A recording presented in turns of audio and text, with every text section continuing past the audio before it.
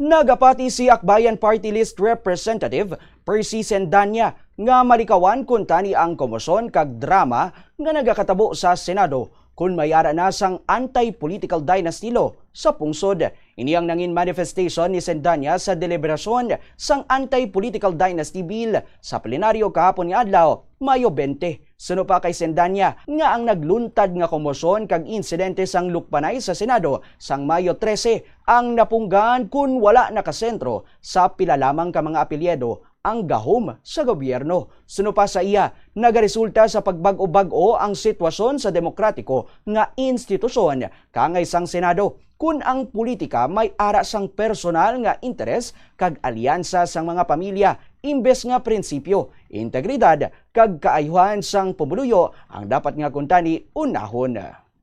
Tandaan po natin, ito man nangyari itong nakaraang linggo, lalong-lalo na yung nangyari sa Senado. Kung walang political dynasties, di sana naiwasan ang Senate primetime bida.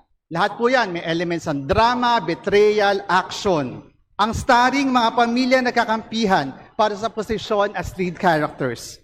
Imbes na napilitan ng buong bansa na manood ng teleserye live action sa Senate last week, natalakay sana ng Senado ang mga mahalagang panukalang batas na mas kinakailangan ngayon ng mga Pilipino. Mr. Speaker, nagiging volatile ang isang democratic institution kagaya ng Senado kung nakabase ang rigidon ng kapangyarihan sa iilang apelyido lamang.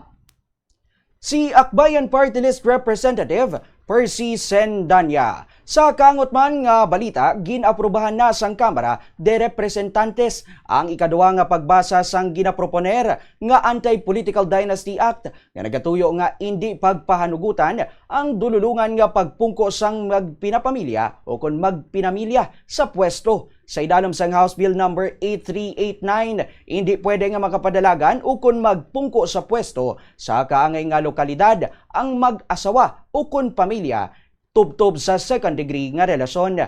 Dala na diri ang mga posisyon sa barangay, munisipyo, syudad, probinsya kag distrito sa Kamara. Ginpangunahan ini nanday Speaker Faustino Bogie D kag Majority Leader Sandro Marcos nga hagna kag ginsuportaran man sang masobra 170 ka mga mamalida. Katuyuan sini nga pabaskugon pa ang pagsalig sang publiko sa gobyerno kag mahatagan sang insakto nga oportunidad ang iban nga tawo nga makaserbisyo sa publiko.